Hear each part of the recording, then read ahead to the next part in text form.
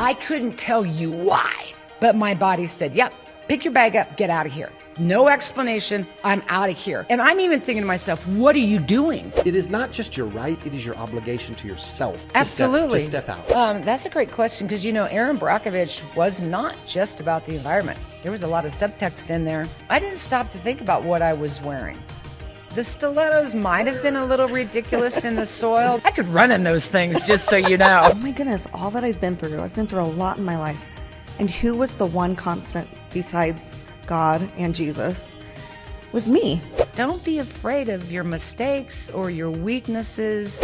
It's so magnificent and it's so big and it's all bigger than all of us. But to connect to it and to realize you're a part of it, that's a big deal.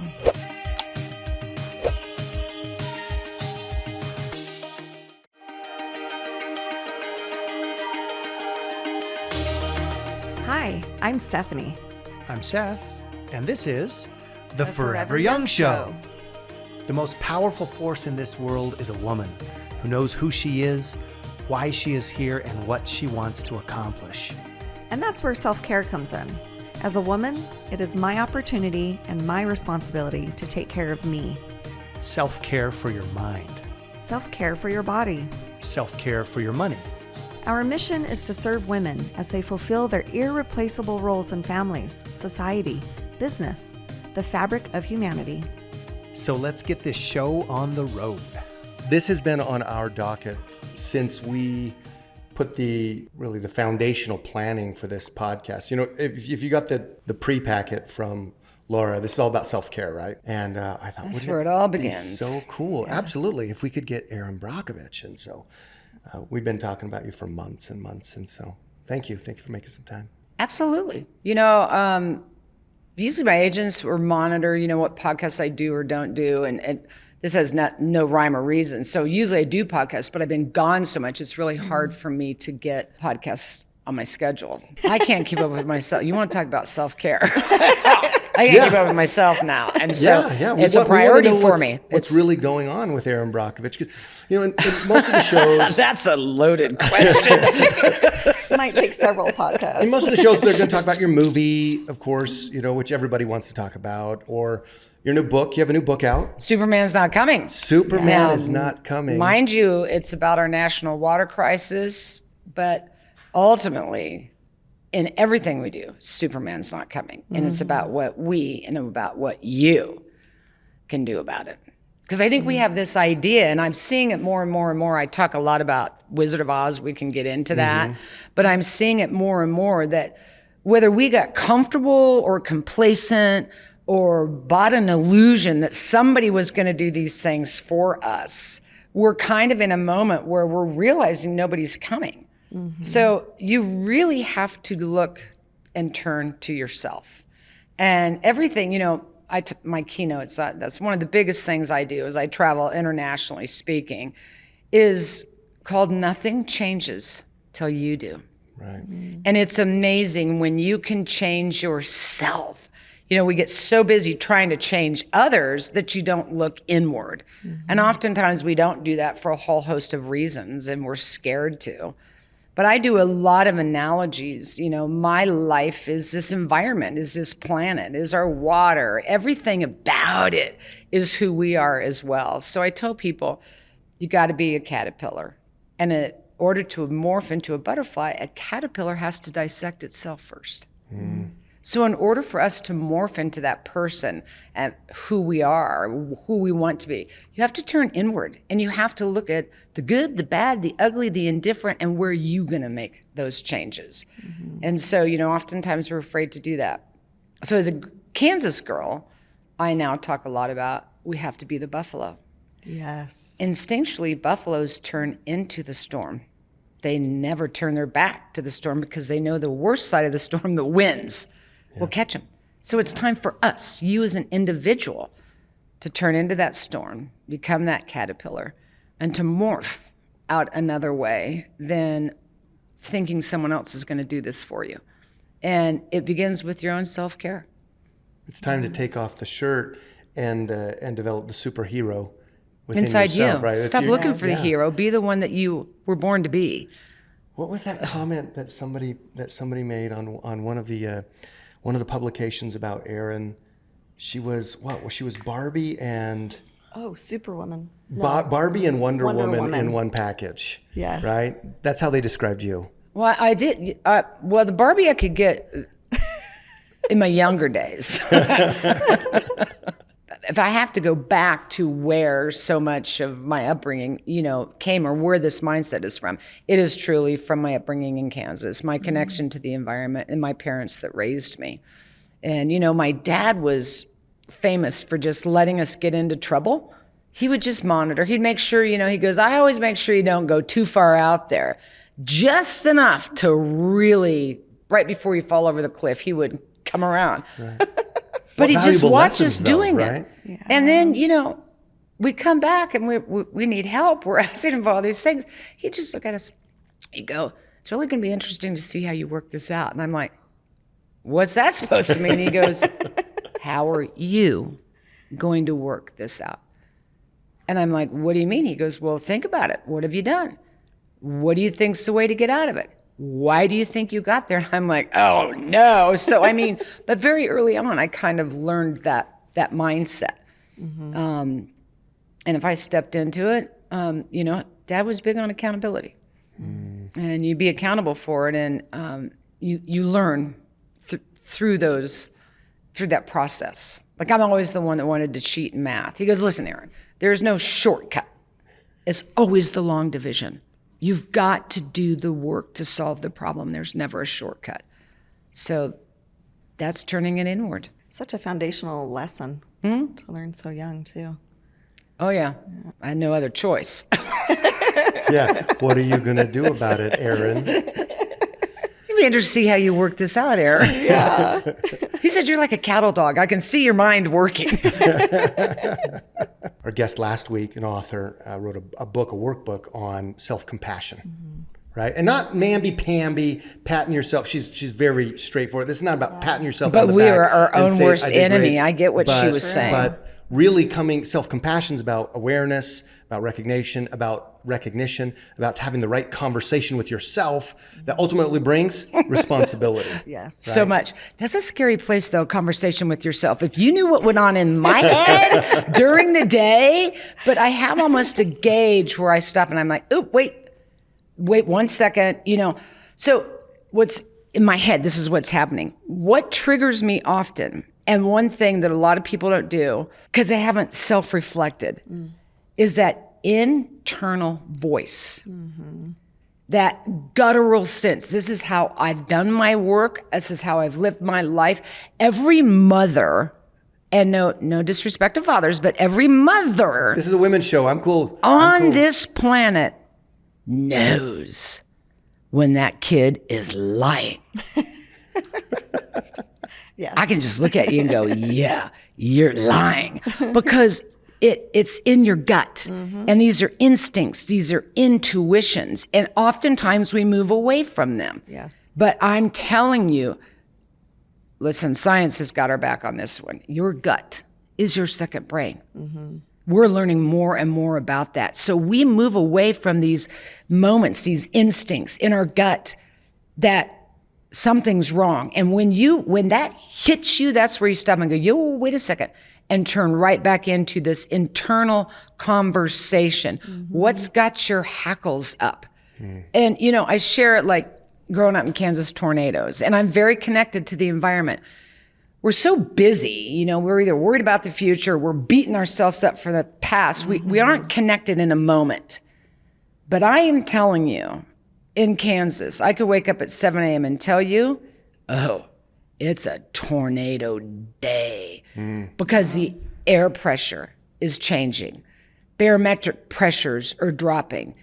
If you are connected and you get this instinct, it's like animals, you get these instincts. So early in the day, I know to be on the lookout. So I'm running surveillance 24/7, where's it coming? When's it coming?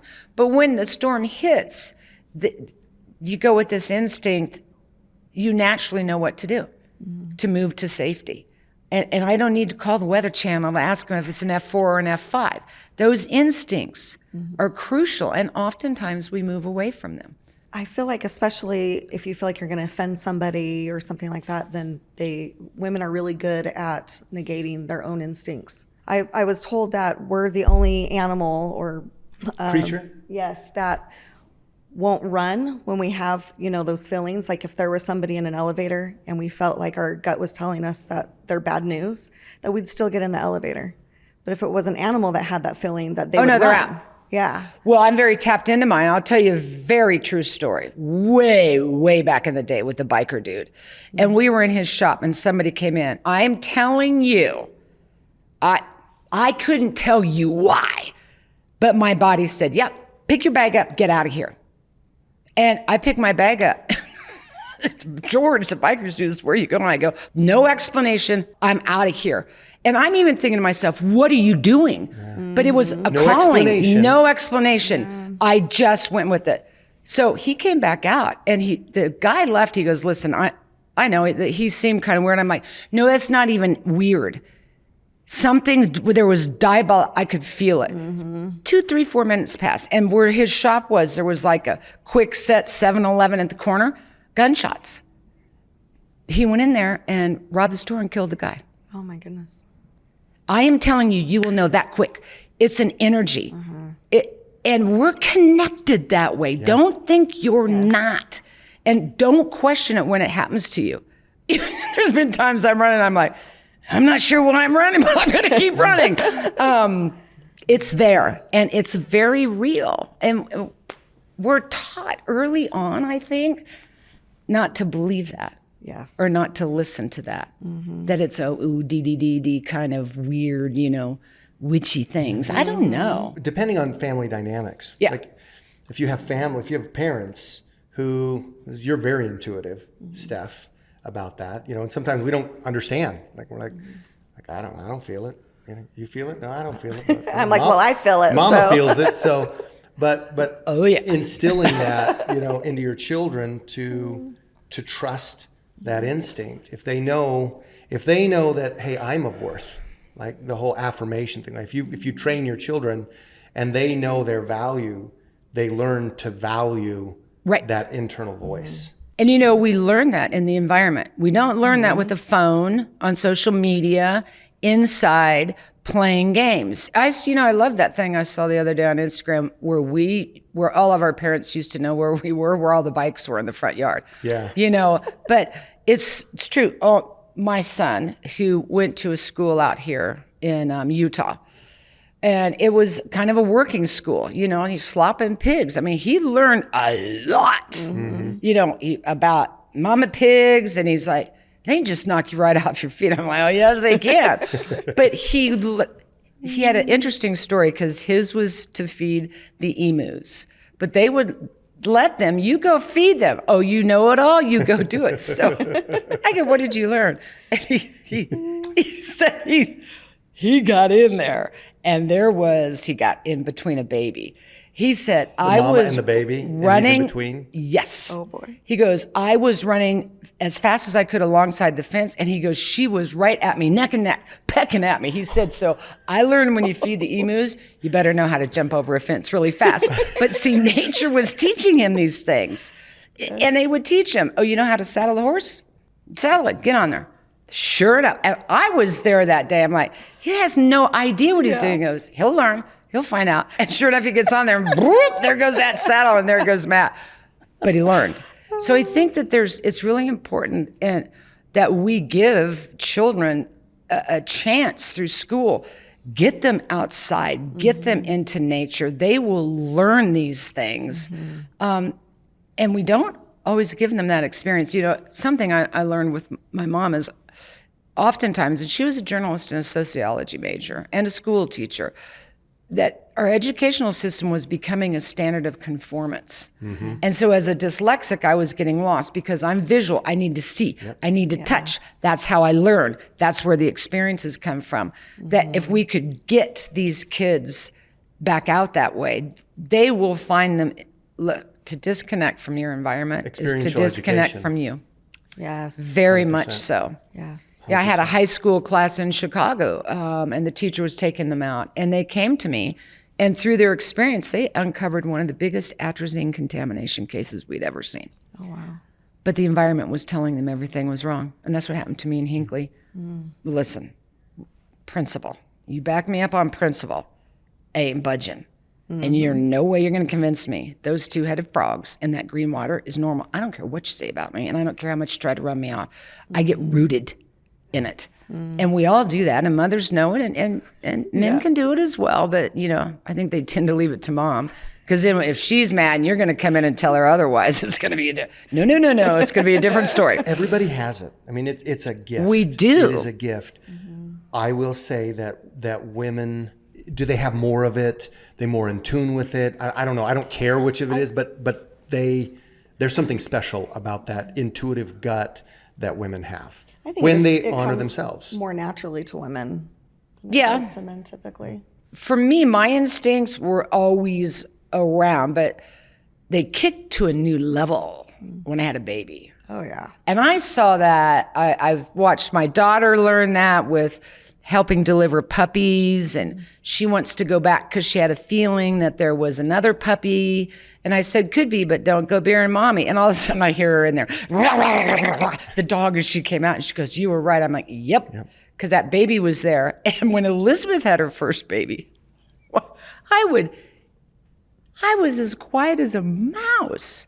And all of a sudden, she'd open one eye and look at me, and she goes, don't even think about it. And I'm like, boom, there it is. So I do think sometimes when you have your child, that it just is there. Well, that's preservation. Yep. That's look at nature. That's a built-in tool for mothers to do it in protect nature. Their own. Go mess with a bear's baby. Watch what happens. Or an emu. That's nasty. That's like a velociraptor. They're That like is a velociraptor straight coming out at of you. Jurassic Park.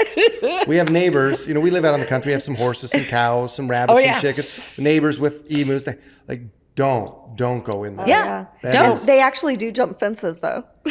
Oh yeah. Well, he would have learned that. He got out. He done it. learned that. I mean, but it was amazing. And so we think we're not a part of nature. We think we're not a part of this environment.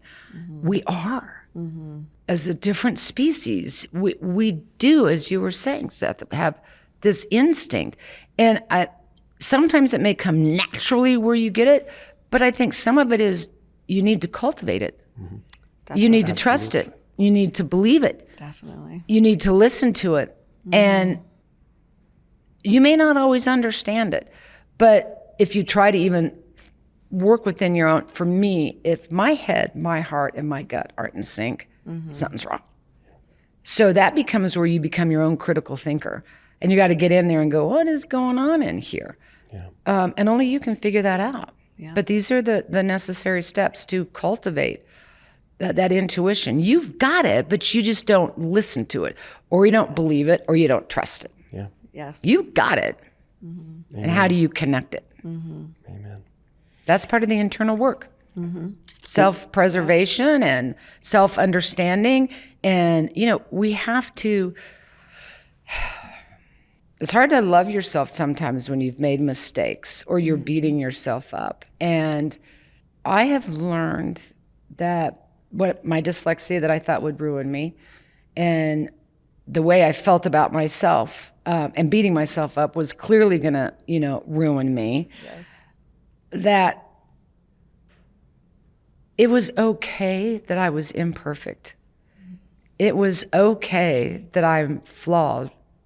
Who isn't? Yes. And what happened and transpired for me was to learn to love those flaws, to love the bad, to love the dyslexia, because that's who I am. And to hate it turns into self-hatred.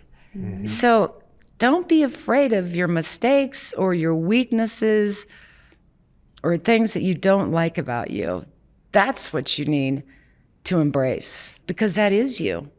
So you love it. You love yourself. Amen. And oftentimes we'll turn away from that. Absolutely. Lean in. Lean into it. Right? That is not easy to do. It's not. It's not. And it takes practice and it takes work. And this will go back to what we were talking about in the beginning. See, when that internal work gets hard, I'm out. I quit. I am happy. I am more than happy to tell anybody. I have been in therapy for 24 years. And I do a lot of work in there. And it's, even my therapist is like, yeah, well, Dr. Brockovich, what is going on today? And you know, they kind of listen, so you're in there and they're not really responding, but you can hear yourself talk. Yes. And all of a sudden I'm like, oh my God, my mother would do that. And, I could look at something, but I'll never move away from it because it gives me a chance to put it out there. And listen, I still make mistakes. I could still want to go back to that moment, but you have to have that conversation. And my therapist has been with me forever, because once I've said it, it's just hanging out there in air, and all of a sudden I'll go, oh my God. And he goes, you're just figuring that one out. And I'm like, oh no, but we'll do it again. But you just keep coming back. You fall off the horse. What is it, the rule? Get we back teach on. our girls. There you go. Yeah. We have a little, our two youngest, 8 and 6, and they ride. We have a roping arena, on our property down by the barn, and that's the rule. I mean, there's some hard and fast rules in our family that they know, and we'll start it and we'll say, if you don't work, they will finish it. You don't eat, or you don't play, right? And if you fall off a horse, what do? Get back on, Mom. Get back on, Dad. And that's See, this is beautiful about this cycle that's coming again. As I said, as we move into all this stuff, there's so many of the old ways that we're coming back to. Yeah. What is that song from Men in Black? To understand the future, you got to go back in time. Maybe we can go back in time and pull those good things out. I learned that from my own dad about, he was an engineer, a respect of the environment, but that values, principles, respect of your family, who you are, the environment, of the air, the land, the water, the gift of health is the greatest gifts you have on this planet. And I see us going back in time and pulling these things out again. Yeah. I saw someone that said something along the lines of, I used to think that I was born in the wrong era, but I realized that I was born in the right era to keep those things alive. Yeah. And I'm like, that's so true. That is so true. It is so true. But again, this is all of our connections to this planet and how talking about self-renewal and self-growth and how to find and love and be there for yourself. You've got to make that connection again. And again, like I said, we're so busy worrying about the future. We're busy beating ourselves up for yesterday that we're missing these moments. And the connections. You have to realize when your body's too stressed. I've just gone through this again with my own work. And I've left some work because I'm like, I can't possibly do this. And most of us want to say, oh, I can do it. And I'm normally like that too. But you reach a point where you have to self-govern it and go, okay, this is deteriorating my mental, my emotional, and my physical health. And at the end of the day, that's not worth it. It's not okay. That's So, not okay. Yeah. It's hard to make those decisions, but I'd rather be here healthy, and I'd rather be here to see the grandchildren. And what am I pushing myself for like that? What am I doing? That's this shadow work and stuff that we have to do. Yes. You two, we should have next time, round 2, we'll get into parts work and somatic healing. And It's a lot of stuff I've been diving into, and I'm finding that it's really helping my nervous system, my mental health, and Oh, very much so. And we're all a part of that. Again, this is something either we didn't want to teach. This is my Wizard of Oz story. So not the film, even though I love the film because I'm from Kansas, because I wanted to be Dorothy. But I was terrified of the flying monkeys. I'm like, these things upset me. I do not like this. But I'm fascinated with the book and why L. Frank Baum wrote the series Wizard of Oz. So he wrote it at the pre-height of the Industrial Revolution. Now I really think about this a lot, as a way to teach his children the power of individualism. Growing up in a world that would increasingly begin to speak for you. If you look up the political allegory, and there is one of the Wizard of Oz, it blows my mind. Yeah. And there's a lot of representation that take you right back to Washington, D.C. and to politics. Yep. So Dorothy, as we all know, runs away and meets the wizard. We didn't know it then. And a tornado is coming, and she needs to get home. The tornado is a representation, actually, of disruption in Washington, D.C. But she gets home. We know the story. The window hits her in the head, and the house lands in Oz on the Munchkins. And the Munchkins are a representation of the citizens who are frustrated. And they think Dorothy's come there to save them. So they tell her to follow the yellow brick road to the wizard. So the yellow brick road was the gold standard. It was a representation of the gold standard. Follow the path of the money to the wizard. It'll fix it all. So as you know, she goes on the journey, follow the yellow brick road. So her first encounter is what? The scarecrow. And the scarecrow was a representation of the American farmer, who everyone at that time thought had no brain because the banks were buying up all the land. So Dorothy's your girl next door. Now she's met the scarecrow, the American farmer, and why he's got no brain. And then they meet the cowardly lion, and the cowardly lion had no heart. Well, a cowardly lion is a representation of L. Frank Baum's best friend, William Bryan Jennings, who was always running for populist president, known for his fiery rhetoric, but he had no courage. So now we got a picture of the American politician. Right. And then we have the Tin Man, who's a representation of industry worker who would lose his heart. So this is a cast of the American people, the farmer, the politician, industry worker, the girl next door. So they follow the yellow brick road. So as they're going, the Wicked Witch, who represents industry, is like, yo, I don't want you here. Puts them to sleep in the poppy fields. I wonder if that's where we've been. Asleep. Yes. And as they woke up and they found their way to the wizard and they pulled back the curtain, think where we are now. Think about what it is we as people are pulling back and we're starting to see. Where our trust has been. There is no wizard. They've been up here pulling a bunch of levers and it's like the hell, you know what you're doing. But the moral of the story and the message was taught to them. See, you always had the heart. You always had the brain. You always had the courage to find your way home. We are there again. I'm fascinated that he wrote this book pre-height industrial revolution. We lost the message and we're coming post-industrial revolution.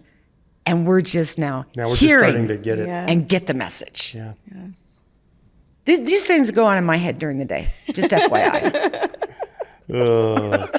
We want to jump into. We have some of our listeners knew that you were coming on the show. We did a little release, and so we have some questions.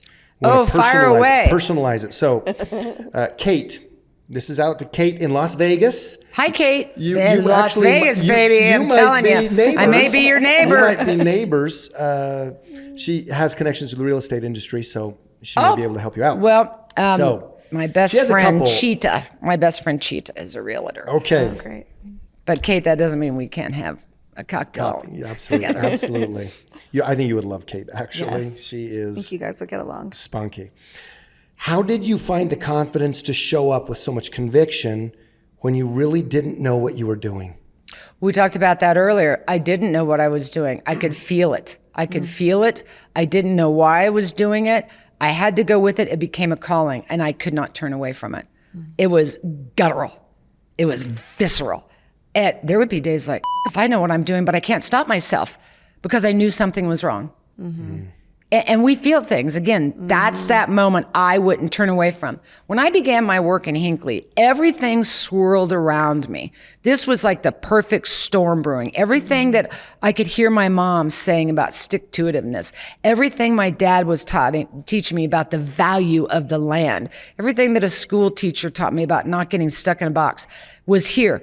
This is where I was standing and going, yeah, Toto, we're not in Kansas anymore. And these thoughts went through my head and I could hear everyone else going, yeah, why you, blah, blah, blah. And there was just this moment I'm like, why the not me? I feel it. I don't understand it. I'm going to learn it. I'm going to make it my job. And I'm going to be here because these people are being harmed. And you could feel the environment screaming for help. So it became a calling. And oftentimes I didn't know what I was doing. Okay, kind of going along with that, Tonya from Utah asked, how many lives were you able to save? Oh my gosh. Well, in the original case, there was 634. Most of them have passed since the film came out. And that's the reason I pause. At the end of the day, they saved themselves because they were willing to wake up. They were willing to listen. They were willing to go, yeah, the environment has been telling me that. Yeah, I'm not sure why either, but I'm going to trust this situation. Yeah, I'm sick. And so I came there to kind of raise a red flag. And I kept coming back a lot. It was a trust building process. So I guess I'm uncomfortable thinking that I saved anyone's life. I'd like to believe that I believed in them, and in turn they began to believe in themselves. And at the end of the day, we saved each other.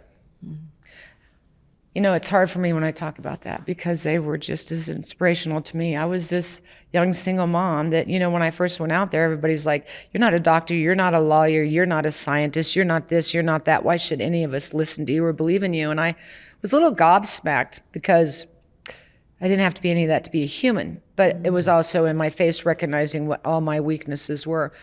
And I think it became a trust building process where they saw that I believed in them. But what I really saw is they believed in me. We saved each other. That's beautiful. That's why it's emotional for me. And I can't always answer that question because I don't think I did that. That's beautiful. We were there for each other. That's what we've lost, and we continue to need to do that. Definitely. And so when you find that belief system in you, somebody else will be looking at you. And then you build a relationship and you realize that you're actually helping each other find that person and then support it and that belief. Welcome to what we do, right? Absolutely. I would believe it, call though, and building I've an seen you do empire it. of love. I Empire know, of that's love. beautiful. I don't know if you've seen the movie Cabrini. No, I have It's not about seen Mother Cabrini. Cabrini. It's just released. Oh my goodness. good. I haven't seen it. You know what? I did read something about you that would just love it. yesterday. Somebody said something to me about it just yesterday. This woman will. talks to the Pope and basically tells the Pope, listen, we need to go do this. He's like, sister, I don't know where your faith begins and your ambition ends. She's like, we are here to build an empire of love. You'd love Cabrini. I'm gonna Go- see go that. check it out. Yeah, now I got teary-eyed. Sorry about that. Awesome. We don't see that in all the interviews, so we thank you for the gift. So this is from Emmy in Texas. Emmy says, how do you keep focus in your ultimate goal in life with all the challenges and the distractions that you're facing? Be aware that they're there. This is a lot about you. I can get very overwhelmed. You have to recognize it, and you have to almost give yourself permission. Stop. I'm taking tomorrow off. I'm not answering my phone calls. I don't care if you have to throw yourself on the floor and cry. But you've got to take that moment to stop, or you won't be able to come back and deal with it again. So again, that self-recognition. And so you want to read me the question again? Because I think she was asking. How do you keep focus on the ultimate goal when you've got the distractions and the opposition? Off. No, I mean, really, that's what I tell them. Because we've already talked about this. I'm not going to let you in this border that my energy field, okay? Because I've sized up the situation. I'm going to go back to, friends, Joey, how you doing? So when you're out there and I'm out here doing something and you're coming up to me and creating problems, I'm like, what are you hiding? Because we just instinctually don't do that. So pay attention to your cues, your clues, how you're feeling. Did something just ruffle your feathers? Have that, I think an energy. My mom taught me this, and you can say I'm silly and it doesn't matter. This is just, it's a force field. Yes. It's a force field. We are energy. And you'll pick up that negative energy. So when I do and absorbing it becomes too much, I have to step out. I have to step out. That's take a break.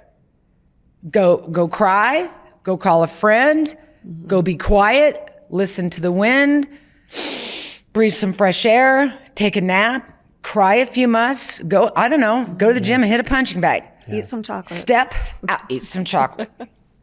Have a vodka. Step out.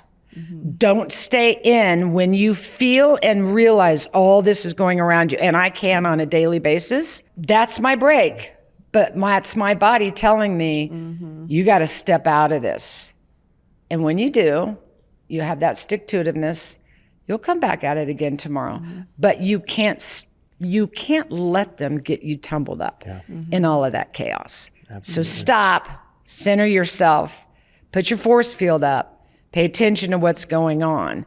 And if you're feeling overwhelmed, just step out of the chaos and reboot. You have to honor the inner sanctum. You do. Of the soul. And if something is toxic to that, then it is not just your right, it is your obligation to yourself and to everybody that you serve to step out, right? To give the stop sign. Absolutely. And we learned this, oh my gosh, we're going to talk about a plane crash, but you can't help somebody else if you don't have your mask on first. Yes. So when you're in the chaos, put that self mask on, breathe and reboot. We're kind of like computers that way. When too much data comes in at once and technology can't process it, that blue dot spins. When all that's coming in at you and you're spinning, if you don't disconnect and reboot, system Crash. down. Yeah. So recognize it. I think, and that's a lot about ourselves. You have to recognize what your limits are, recognize that feeling, recognize the chaos. We like to tell our girls, sometimes if I'm going out for yoga or girls' night or sound bath or whatnot, and they're like, but I don't want you to go. I want you to stay here. And I'm like, do you want mommy to be a good mommy? I need to go and do this and I will come back better. Yeah. And then they're like, oh, okay, I guess you can go. And they'll learn that from you. Yes. It doesn't mean I'm leaving forever. Yeah. But when you have to know yourself. Take the cues. This is getting too chaotic. I need to step back. I'm stepping out. And that I've always told my kids, just because I'm gone, don't you ever think I'm not coming back. Because I'll be back. I'll be back. Yes. I just need a break. Definitely have to reinforce that. I'm just gone for a little while. I'll be back. I promise. And when they trust that, then they're like, okay. Okay. It's all that trust building process. And that takes time. That isn't overnight. And I think that's one thing that's so important when that trust gets broken, how difficult it is for that to come back. So I think it's uber important that you have to know yourself to recognize these signs and these cues. That's where it all begins. Yep. And we're afraid to do it. This is from Janet in Gilbert, Arizona. What led you to be bold and strong? You're setting an example for other women to know that they too can have that strength. Well, I don't know that I was born that way. We were talking a little earlier about, though, we are actually born into places that we question all the time. And I think that I was born to have the accident that they believed caused all the dyslexia, trauma-induced. I had a terrible accident that I thought would be my downfall. So it was a lot of life's lessons. It's just who I am. And I've really come to recognize that. We've kind of been talking about it all this time. You don't always recognize that moment. It's there. It was my upbringing. I think it was my experiences, my family. Again, being taught with, the values and respect and principles of the value of your land and air and water. It's so indignant to me when any one of that is harmed or someone else is harmed. I can't even, again, it's not even a thought. It is a lightning bolt to my being. And I must respond. And so it's recognizing that yes. You will find your own boldness in your own strength. I appreciate you answering those questions. And I know some of these we've maybe covered a piece of it here or a piece of it there, but we always believe about the power of the individual. And so, we're grateful for your time and want to make sure that we can speak to that one woman, right? This is my question. This is what I'm needing right now. So thank you for. You're very welcome. I also believe in the power of faith, the universe. It's so magnificent and it's so big and it's all bigger than all of us. But to connect to it and to realize you're a part of it, that's a big deal. I learned that from my mom. And you got to have that faith and that belief. And it's bigger than all of us. And to be a part of it and to protect it. My Beatles song, I am you, you are me, we are all together on this huge, massive, incredible, never understandable. I don't know. Faith. Mm-hmm. Amen. So we have a good friend in Louisiana. Her name is Darlene. She's actually a practicing attorney and a health coach. She's an attorney. As an attorney, she would need to be a health coach. Good for you. You got something going on there. Yes, she does. She's doing some amazing work in the legal field as a partner in a law firm, actually working for a firm that protects companies from lawsuits. So this is. Hey, listen, I'm going to tell you right now, okay? I actually have no issue with that at all. Companies, there is a huge window open for them to do the right thing. Historically, they haven't. We didn't get into the mess we're in today for just one reason. It's just always been somebody else kicks it down to the next CEO, kick it down to the next administration. See, here we are. We've kicked it down the line. We got nowhere else to go except turn into that storm. That's right. My father is a mechanical engineer. He ran and built the pipelines for Texaco. So I grew up by an industry man. I have relatives that work for industry. I have nothing against companies or industry. They can choose to invest in themselves like we invest in ourselves on the upfront and not kick the can down the line. And it all ends up about a profit. And you know what? The Ford Pinto theory, I think this is where this all started, a bad business model. It was cheaper to face the lawsuits than fix the problem, right? Yes. That's not the way it's going to work anymore. I am happy to work with any company, any industry. Give me your hand, you give me yours. How you, on the upfront, I've watched this happen for 30 years. I've been through 6 administrations. Both sides are equally as bad. Yep. I mean, we got to stop the finger pointing. Yes. But there's a moment where we can change a model and these companies can come in and do the right thing on the upfront. You'll still make a profit, but you're going to yield a whole lot more. So kudos to her. Tell her to call me anytime. But absolutely. I only get mad at companies when they knowingly cover a problem. This is the moment where you needed the bull and turn into the storm and go, you know what? We got a problem. Yeah. Let people know we got a problem and we have the means to fix that problem. Because so much of the trouble we're in never had to happen in the first place. Yep. So if it's a company that does it, that just challenges me even more. Tell her, good for her. I'm proud of her. So Darlene says, what gave Erin the courage, or what gave you the courage as a paralegal, not an attorney, ! And a female in a male-dominated profession to speak out in the 90s when environmental concerns were not as present as they are today? That's a great question because, Erin Brockovich was not just about the environment. There was a lot of subtext in there. Inequality, inequity, gender issues. I didn't even think of it that way. Again, the moment I stepped out there, you'll feel it, you'll know it. I didn't stop to think about what I was wearing. The stilettos might have been a little ridiculous in the soil. You were going to ask that question. But I could run in those things, just so you know. I was a lot younger then. It just did, because that's how I like to dress. And it didn't really dawn on me. And, again, back to, the relationship with them. they believed in me, I believed in them. They never said anything about the way I dressed, Never. It was strange, but people in the office did. So I didn't have a thought about it. I kind of learned myself though on listen, first of all, the short mini skirts. Have you ever been to Hinkley, California? In between Los Angeles and the high desert in Vegas, it's a human blow dryer in the summer. I just prefer to be naked and run around in combat boots, but nobody would have appreciated that. It's hot. So the less clothes I had on, the happier I was. A lot of times I showed up in Daisy Duke cutoff shorts. I didn't care. I wasn't there about what I was dressing. I was trying to keep myself cool. That's what I was comfortable with. Wasn't really a thought. I was there to find something out. I was crawling through dirts. I didn't understand the two. I was going to find it out. I was doing documents. So if anybody was in my way, again, I would go, what are you doing?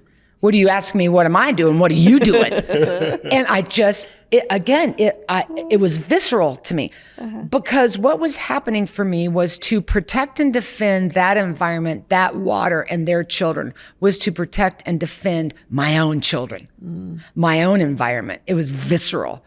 And I didn't care. Oh, did you see the film? I mean, I drove Ed Masry crazy. Yeah. We loved it. But at some point, what happened for him, he goes, leave her alone. I don't know what it is, but this girl is on to something. That's right. Let it go. And her way of doing things. Absolutely. Her way of doing things was yielding him better results than maybe his stuffy approach. Ed and I ended up becoming the best. Ed is the best friend I've ever had in my life. He died holding my hand. Oh, and we would spend endless, thousands and thousands and thousands of hours, especially when we were doing Hinkley.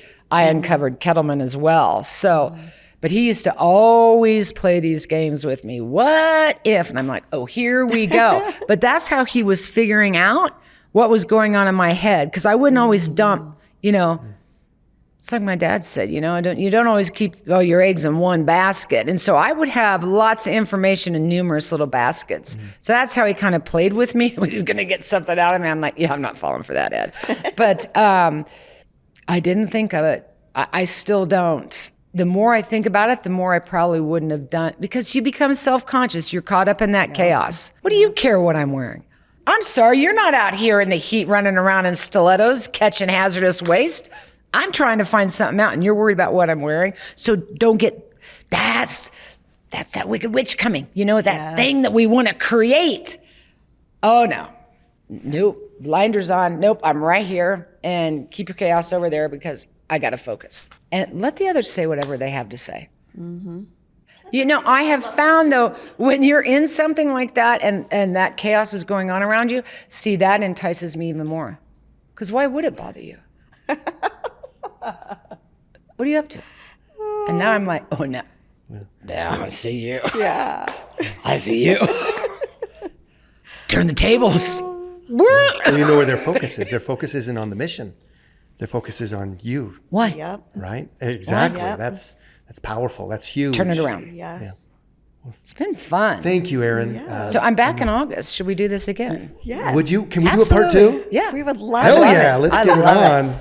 Yeah. I I love it. Thank you. You guys are so wonderful. much. Thank you so much. And I thank you for doing it. I love the message you're sending to really people and what you're doing and self-growth and self-health and self-wellness and how, isn't it funny how we're taught that if you do that, you're selfish? Yes. Oh, Yes. It's like nothing could be further from the truth. So. Even doing this podcast has been huge for me to realize who I am, my confidence, and what I have to offer. Yeah. It's really helped me to grow a lot. And I've even had some close friends and family. They're like, wow, you're really growing. I'm like, oh, wow, that's great. Absolutely. High growth zone. We'll So do it. We'll thank do you. part two. Yeah. And thank you. God bless you, sister. Let's go. Superman is not coming, That's Yes. right. but Yes. Superwoman, Wonder Woman is here. It's you. Look in the mirror, ladies. Yes. Look in the mirror. But that's true. We have to, the hero is within, and we're always searching for it elsewhere. So interestingly enough, I just had like a really big experience doing, have you done breath work before? Oh, yeah.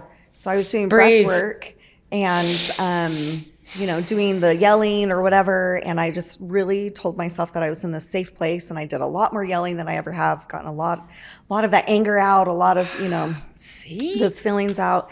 And then he took us on this journey and kind of narrated it, but then also asked questions.